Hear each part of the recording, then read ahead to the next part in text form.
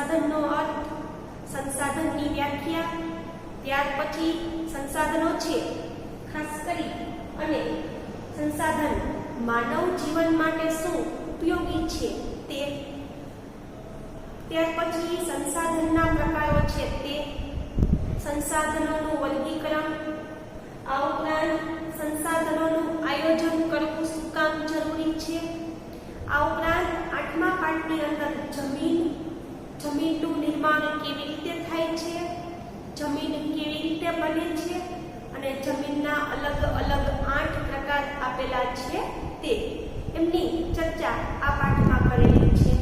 તો આજના દિવસે આપણે આ 3 ટોપિક પહેલા ભાગમાં જોઈએ, જેમાં પહેલા છે સંસાધનોના ઉપયોગો, ત્યાર પછી છે સંસાધનોના પ્રકારો અને ત્યાર પછી છે સંસાધનોનું આયોજન અને તેમનું સંરક્ષણ.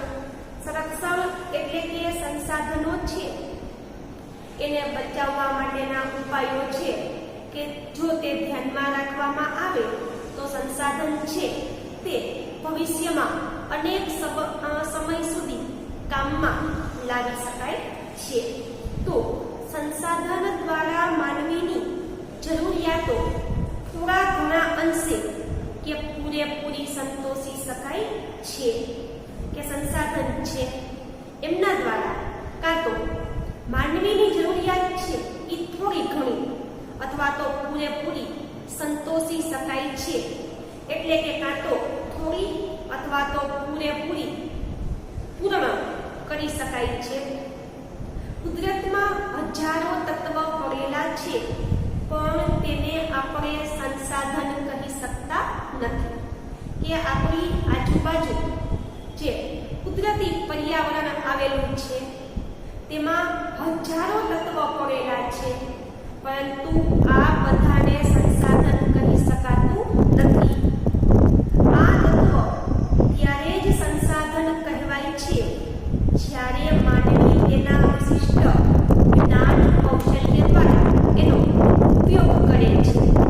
કે સંસાધન છે ઈ સંસાધન ક્યારે બને તો જ્યારે માનવી છે ઈ પોતાની વિશિષ્ટ પ્રકારનું જ્ઞાન, કે માનવી પાસે અનેક પ્રકારનું જ્ઞાન અને કૌશલ્ય એટલે કે આવડત બંને રહેલા છે. તો સંસાધન છે એને માનવી પોતાના જ્ઞાન, બુદ્ધિ, ચતુરાઈ અને પોતાની આવડત દ્વારા પોતાને ઉપયોગી થાય એવી રીતે બનાવે અને એનો ઉપયોગ કરે ત્યારે તે સંસાધન બને છે. અન્ય રીતે કહીએ તો જે વસ્તુ ઉપર માનવી આશ્રિત કે નિર્ભર હોય, જેનાથી મનુષ્યની જરૂરિયાતો પૂરી થાય અને માનવી પાસે તેનો ઉપભોગ કરવાની શારીરિક અને માનસિક ક્ષમતા હોય તેને સંસાધન કહે છે. કે સંસાધનની અલગ અલગ વ્યાખ્યાઓ આપેલી છે, જેમાં પહેલી વ્યાખ્યા કે સંસાધન ત્યારે બને જ્યારે માનવી પોતાના જ્ઞાન અને કૌશલ્ય દ્વારા એનો ઉપયોગ કરે ત્યારે. બીજી વ્યાખ્યા કે જે વસ્તુ ઉપર માનવી આશ્રિત કે નિર્ભર હોય.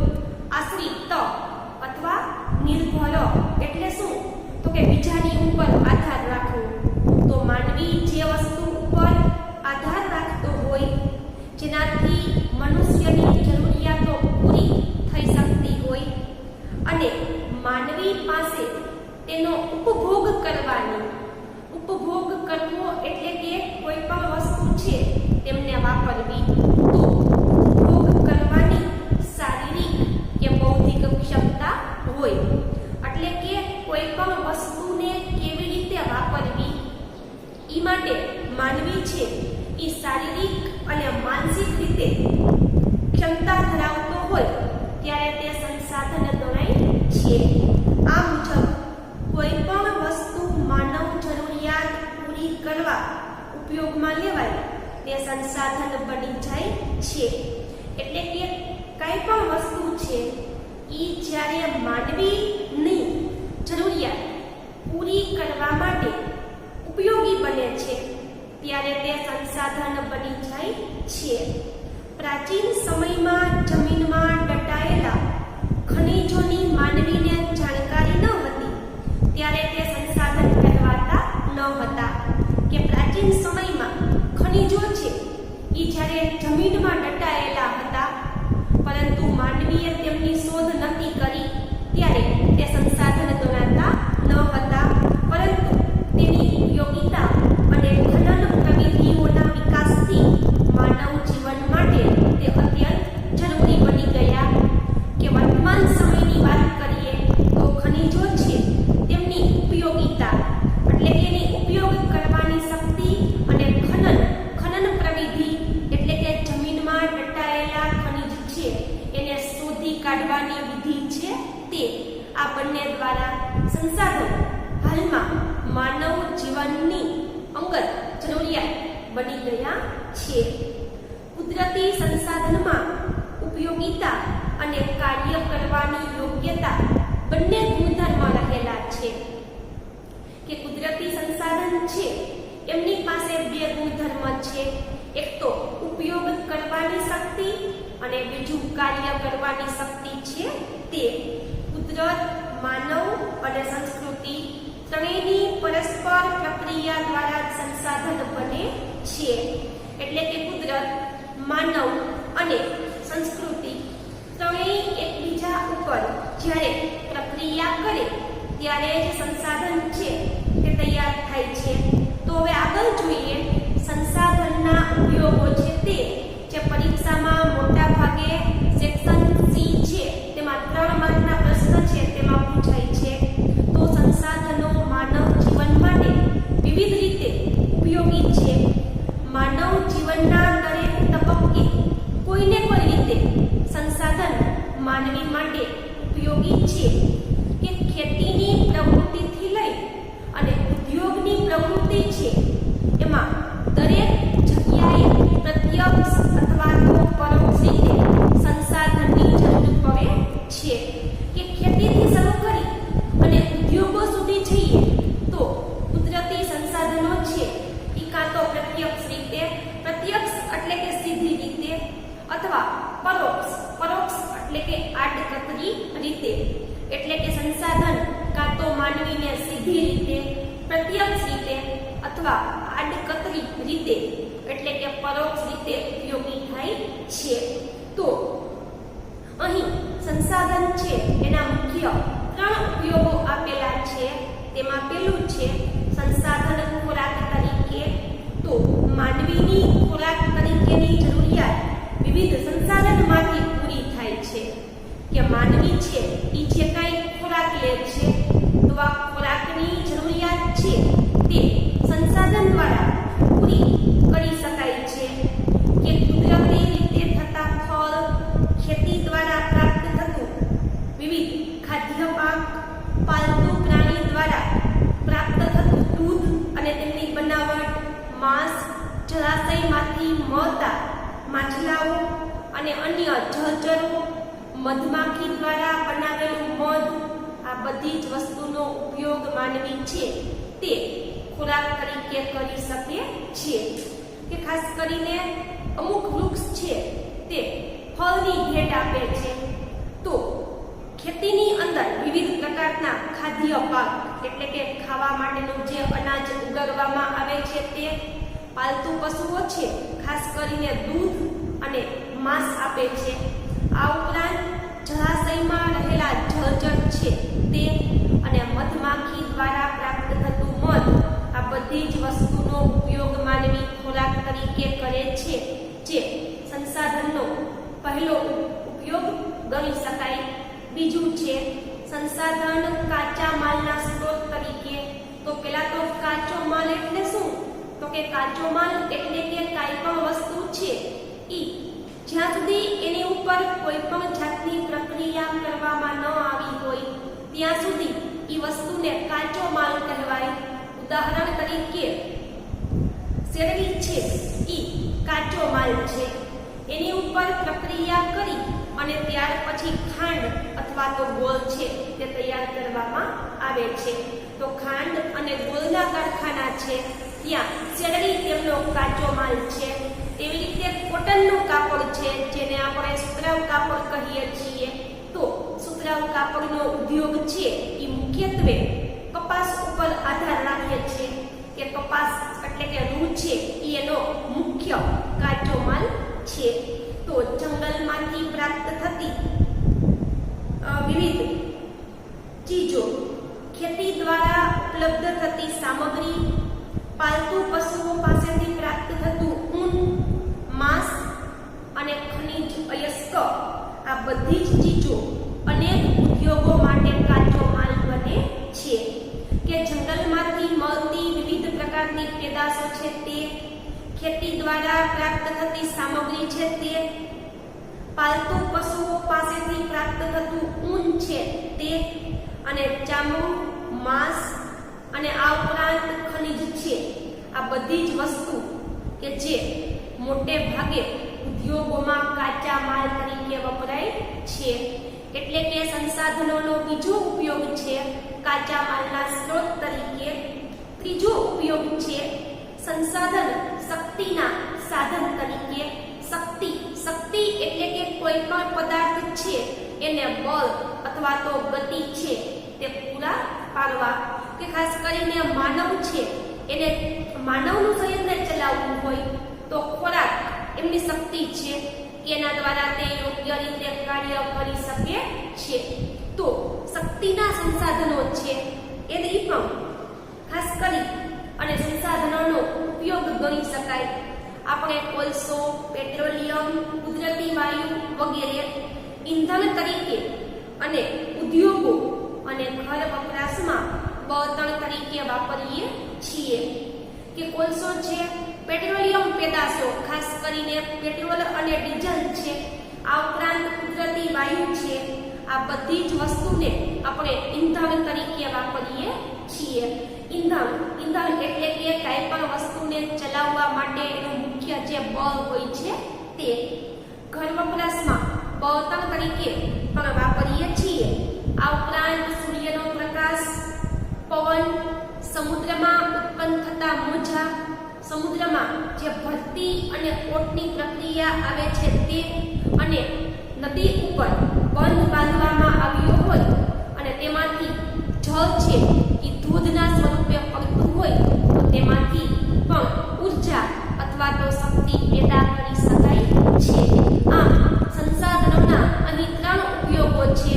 એક તો ખોરાક તરીકે, બીજું કાચા માલના સ્ત્રોત તરીકે અને ત્રીજું શક્તિના સંસાધન તરીકે. ત્યાર પછીનો પ્રકાર છે સંસાધનના પ્રકારો, જે પણ પરીક્ષામાં મોટે ભાગે 3 માર્કના પ્રશ્નમાં પૂછાય છે, અથવા તો એમની પેટા માહિતી છે તે 2 માર્કના પ્રશ્નમાં પણ પૂછી શકાય છે. તો સંસાધનો છે એનું વર્ગીકરણ નીચે મુજબ કરવામાં આવ્યું છે, જેમાં પહેલું છે માલિકીને આધારે, બીજું છે પુનઃ પ્રાપ્યતાને આધારે અને ત્રીજું છે વિતરણ ક્ષેત્રને આધારે. એમાં પહેલું જોઈએ તો માલિકીની દ્રષ્ટિએ સંસાધનનો પહેલો પ્રકાર, એમાં પહેલું વ્યક્તિગત સંસાધન. એને વિસ્તારપૂર્વક જોઈએ તો કોઈ વ્યક્તિ અથવા તો પરિવારની માલિકીનું હોય તેવું. તો કે વ્યક્તિગત સંસાધન કોને કહેવાય? તો કે કાં તો કોઈ એક વ્યક્તિ છે એનું પોતાનું અથવા તો એમનો જે કંઈ પરિવાર છે એમની માલિકીનું હોય એને વ્યક્તિગત સંસાધન કહે છે. ઉદાહરણ તરીકે જમીન અને મકાન, કે ખેતરની જમીન છે, કારખાનાની કે ફેક્ટરીની જમીન છે, મકાન છે, આ બધી જ વસ્તુ છે એ કાં તો એક વ્યક્તિની માલિકીની હોય છે અથવા તો તેમના પરિવારની માલિકીની હોય છે. તો વ્યક્તિગત સંસાધન એટલે કે એક વ્યક્તિ અથવા એમના પરિવારની માલિકીનું છે તેવું. ત્યાર પછી છે બીજું રાષ્ટ્રીય સંસાધન.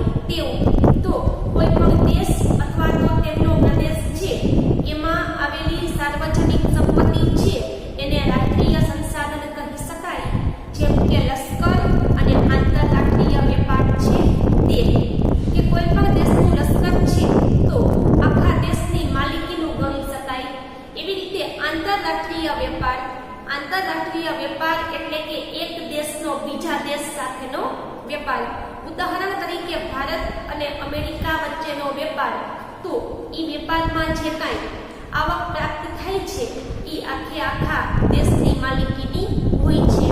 એટલે કે રાષ્ટ્રીય સંસાધન એટલે કે આખો દેશ છે એમની માલિકીનું હોય તેવું. ત્યાર પછી છે વૈશ્વિક સંસાધન. સમગ્ર દુનિયાની ભૌતિક અને અભૌતિક એવી તમામ સંપત્તિ જેનો ઉપયોગ માનવ કલ્યાણ માટે થતો હોય, એટલે કે વૈશ્વિક એટલે કે પૂરેપૂરા વિશ્વની છે તેવી, એટલે કે પૂરેપૂરા વિશ્વનું સંસાધન છે તે. તો સમગ્ર એટલે કે આખું, કે આખી દુનિયા છે તેમની ભૌતિક અને અભૌતિક સંપત્તિ. ભૌતિક એટલે કે જેને આપણે આંખ દ્વારા જોઈ શકીએ છીએ, જેને પટીકે સ્પર્શી શકીએ છીએ તેવી. અભૌતિક જેનો અનુભવ કરી શકાય છે તેવી. તો કે આખા વિશ્વની ભૌતિક અને અભૌતિક સંપત્તિ જેનો ઉપયોગ માનવ કલ્યાણ માટે થતો હોય એને વૈશ્વિક સંસાધન કહે છે. ઉદાહરણ તરીકે વિશ્વના બધા રાષ્ટ્રની સહિયારી માલિકી હોય તેવું ઉદાહરણ નથી આપ્યા, પણ આપણે ઉદાહરણ તરીકે કહી શકીએ કે સૂર્ય, ચંદ્ર, ત્યાર પછી પવન છે, પાણી છે, કે આ બધી જ વસ્તુ કોઈ એક વ્યક્તિની નહીં પણ દુનિયાના બધા જ લોકોની માલિકીની હોય છે. ત્યાર પછી છે બીજો પ્રકાર સંસાધન વિતરણ ક્ષેત્રને આધારે વિતરણ એટલે કે વહેંચણી કરવી અથવા તો વિભિન્ન ભાગમાં વહેંચી દેવું. તો સંસાધન છે એને વિતરણ ક્ષેત્રને આધારે તેમનું વર્ગીકરણ કર્યું છે, જેમાં પેલું છે સર્વ સુલભ સંસાધન. સર્વ એટલે કે બધી જગ્યાએ, સુલભ સરળતાથી મળી જાય તેવું સંસાધન, એટલે કે બધી જગ્યાએ કોઈ પણ જાતની મહેનત કર્યા વગર સરળતાથી પ્રાપ્ત થાય એવા સંસાધનને સર્વ સુલભ સંસાધન કહે છે. ઉદાહરણ જોઈએ તો ઓક્સિજન અને નાઇટ્રોજન, કે વાતાવરણમાં રહેલા ઉપયોગી વાયુઓ છે, કે આપણી આજુબાજુ જે વાતાવરણ છે તેમાં ઉપયોગી વાયુઓ છે, ખાસ કરીને ઓક્સિજન અને નાઇટ્રોજન, કે સામાન્ય રીતે વિશ્વમાં કોઈ પણ જગ્યાએથી એમને સરળતાથી પ્રાપ્ત કરી શકાય છે. ત્યાર પછી બીજું છે સામાન્ય સુલભ સંસાધન, એટલે કે સામાન્ય રીતે બધી જગ્યાએથી સરળતાથી પ્રાપ્ત કરી શકાય એવા સંસાધન, ટૂંકમાં સામાન્ય રીતે સરળતાથી મળી જાય એવા સંસાધન. કે વિગત જોઈએ તો સામાન્યપણે આપણને બધી જગ્યાએથી પ્રાપ્ત થાય છે. ઉદાહરણ જોઈએ તો કે ભૂમિ, જમીન, જળ અને ગોચર. કે ભૂમિ અને જમીન બંને સમાનાર્થી શબ્દ છે, કે જમીન એટલે કે ભૂમિ પણ કહી શકાય, તો જમીન.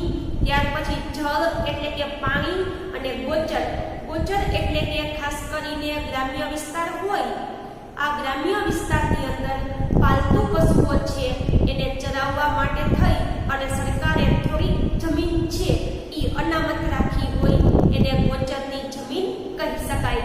ટૂંકમાં ગ્રામ્ય વિસ્તારમાં પાલતુ પશુઓને ચરવા માટેની જમીન છે તેને ગોચર કહે છે, જે સર્વ સુલભ સંસાધનમાં સામાન્ય સુલભ સંસાધનમાં ગણી શકાય છે.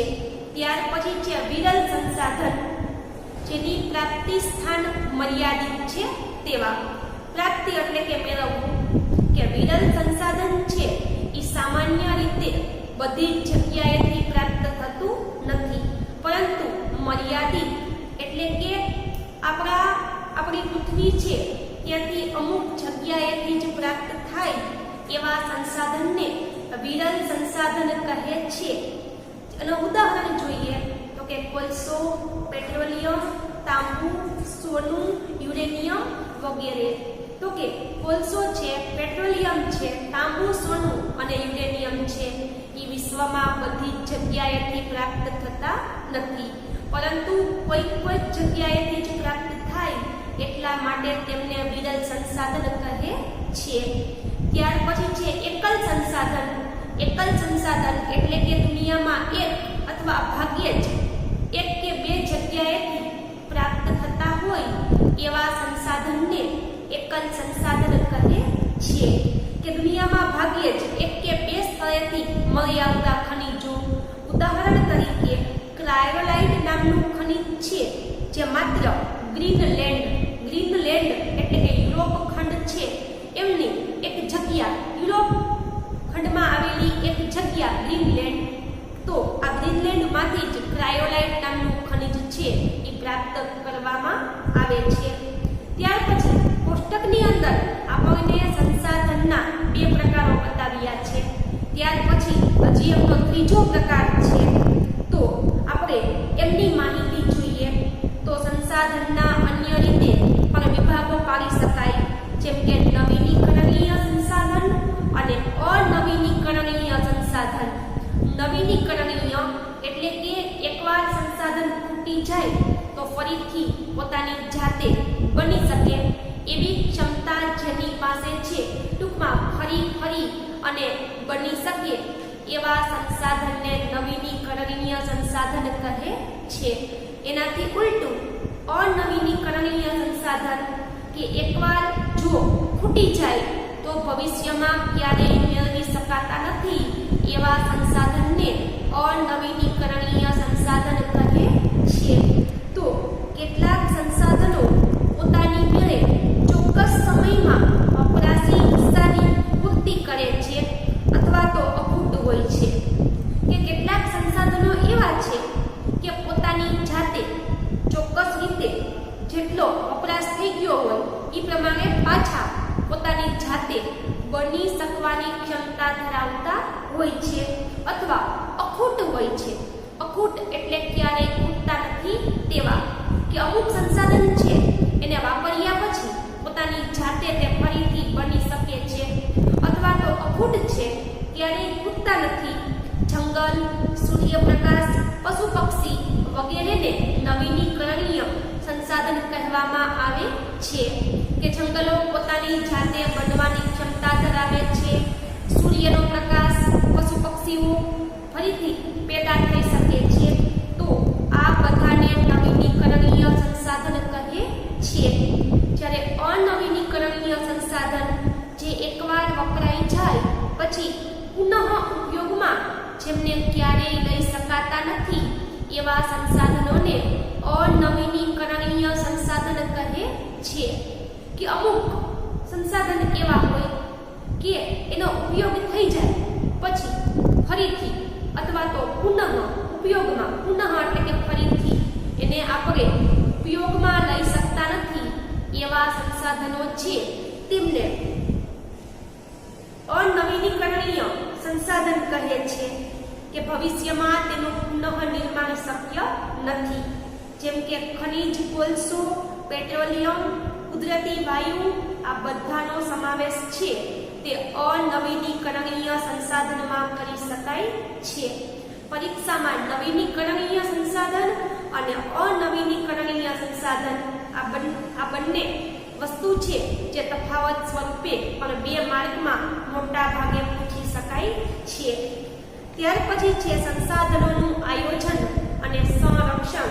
એટલે કે સંસાધનો છે એને આવનારી ભવિષ્યની પેઢી વાપરી શકે એ માટે જો આપણે ચોક્કસ પ્રકારનું આયોજન બનાવી દેશું.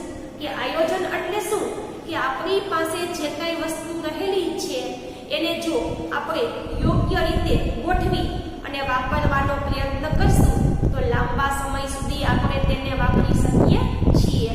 તો સંસાધનો છે એમનું વ્યવસ્થિત આયોજન કરવામાં આવે તો તે લાંબા સમય સુધી બચે છે. અને સંરક્ષણ એટલે કે સંસાધનો છે એને બચાવવા માટેના ઉપાયો છે તે માનવીની જરૂરિયાતો અમર્યાદિત છે, જ્યારે કુદરતી સંસાધનો મર્યાદિત છે. કે માનવી છે એનો જન્મ થાય ત્યારથી લઈ અને મૃત્યુ થાય ત્યાં સુધી માનવી હજારો પ્રકારની જરૂરિયાત ધરાવે છે. એટલે માનવીની જરૂરિયાત ક્યારેય પૂરી કરી શકાતી નથી, પરંતુ એની સામે જોઈએ તો કુદરતી સંસાધનો મર્યાદિત પ્રમાણમાં રહેલા છે. છેલ્લા 100 વર્ષોમાં માનવી દ્વારા વિજ્ઞાન અને તકનીકી ક્ષેત્રે થયેલા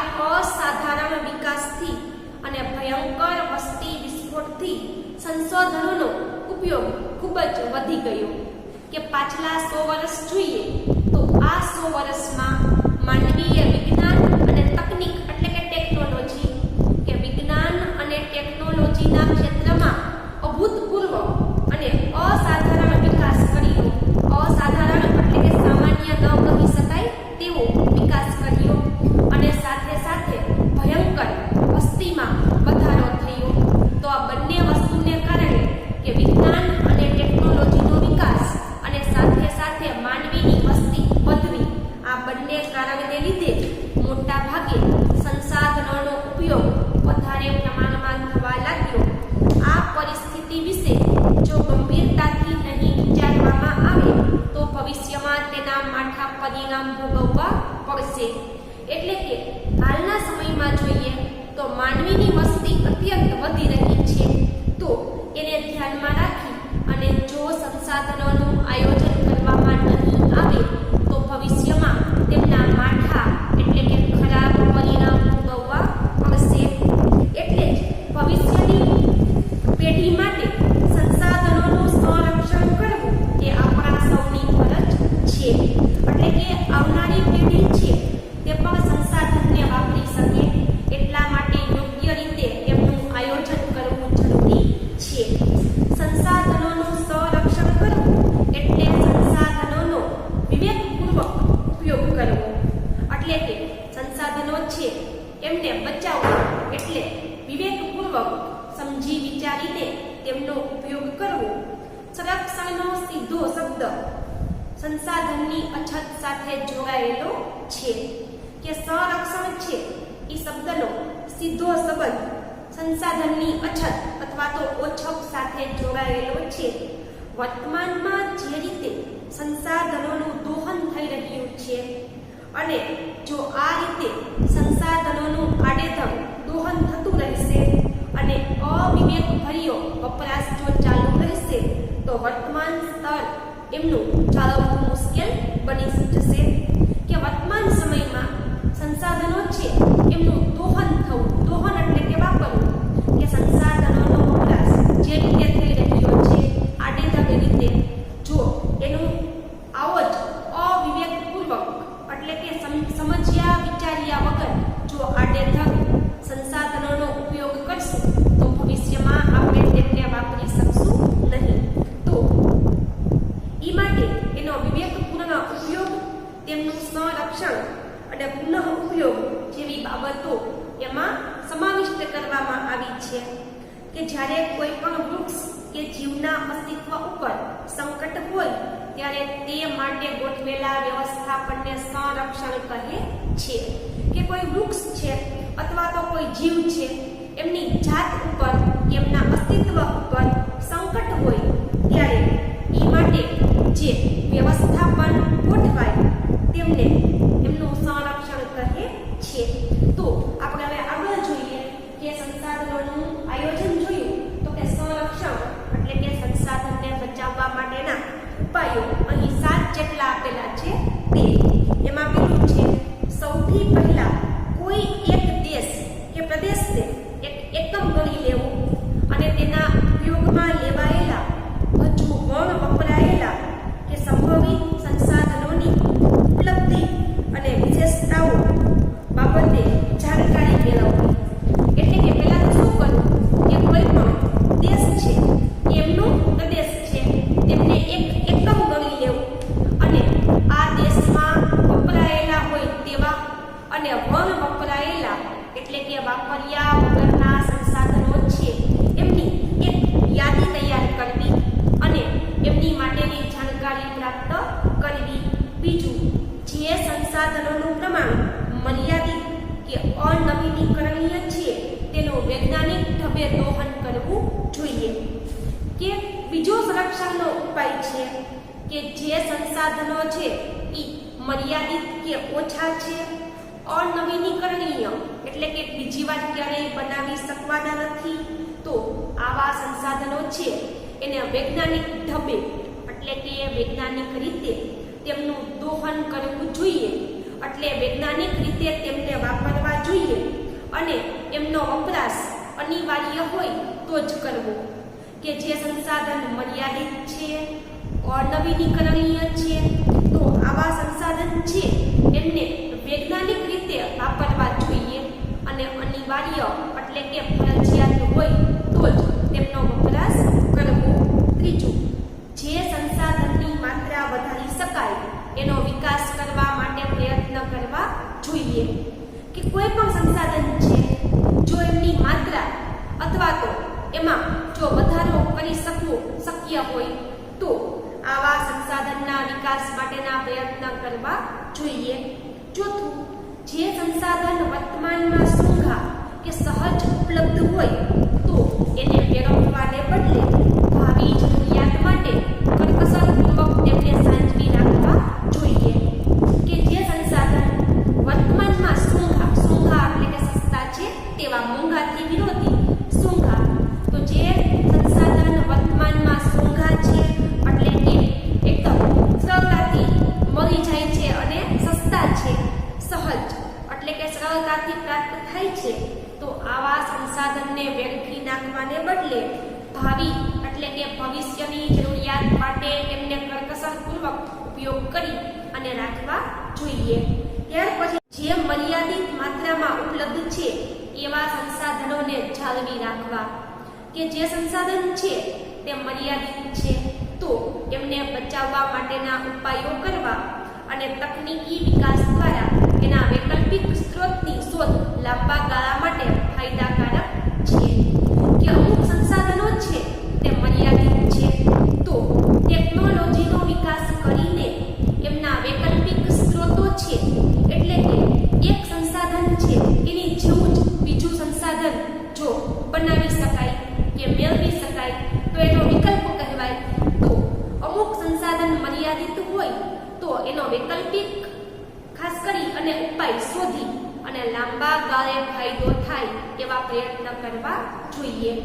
ત્યાર પછી છઠ્ઠું છે કે સંસાધનના સંરક્ષણ માટે તંત્ર દ્વારા જરૂરી કાયદા કે નિયમ બનાવી અને તેનું અમલીકરણ કરવું જોઈએ. તંત્ર એટલે કે સરકાર તો સંસાધનો છે એને બચાવવા માટે કોઈ પણ દેશની સરકાર છે તેમણે જરૂરી કાયદા કે નિયમ બનાવી અને બધા જ નાગરિકો પાસે ચોક્કસ રીતે એનો અમલ કરાવવો જોઈએ. સાતમું, નાગરિકોને સંસાધનના વિવેકપૂર્ણ ઉપયોગ સાથે જોડાયેલી તમામ બાબત અંગે વાકેફ કરી અને જનજાગૃતિ કેળવવી જોઈએ. કે નાગરિકો છે એ સંસાધનોનો વિવેકપૂર્વક એટલે કે સમજી વિચારીને ઉપયોગ કરે અને સંસાધન સાથે જોડાયેલી તમામ બાબત છે એનાથી વાકેફ એટલે કે એનાથી માહિતગાર કરી અને જનજાગૃતિ એટલે કે વધારેમાં વધારે લોકો છે એ સંસાધનો છે એનો સમજી વિચારીને ઉપયોગ કરે તેવા પ્રયત્ન કરવા જોઈએ.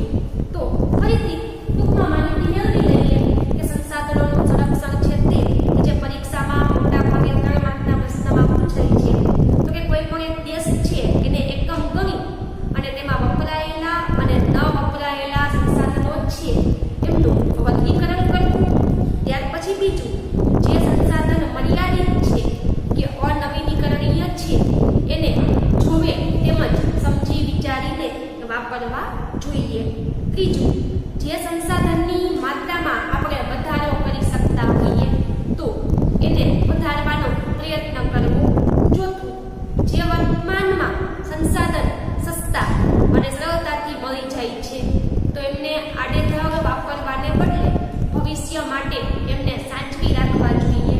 પાંચમું, જે સંસાધનો મર્યાદિત છે એનો વૈકલ્પિક ઉપયોગ છે તે શોધી અને લાંબા ગાળે માનવને ફાયદો થાય એવા પ્રયત્ન કરવા જોઈએ. છઠ્ઠું, સંસાધનો છે એને બચાવવા માટે દરેક દેશની સરકાર છે એને નિયમો બનાવી અને બધા જ નાગરિકો છે આ બધા જ નાગરિકો પાસે તેમનું ચુસ્ત અમલીકરણ કરાવવું. અને સાતમું અને છેલ્લું કે નાગરિકો છે એ સંસાધનનો વિવેકપૂર્વક સમજી વિચારીને ઉપયોગ કરે એટલા માટે જનજાગૃતિના કાર્યક્રમો યોજી અને વધારેમાં વધારે નાગરિકો છે એને સંસાધનને બચાવવા માટેની માહિતી આપવી જોઈએ. તો પાઠ છે આજના દિવસે આપણે આટલા ટોપિક જોયા. ત્યાર પછી ભાગ બીજો આની પછીનો વિડીયો છે એમાં આપણે જોશું અને સાથે જે ગૃહ કાર્ય આપવામાં આવ્યું છે તમને આ વિડીયો પૂરો થાય ત્યાર પછી ઈ સાથે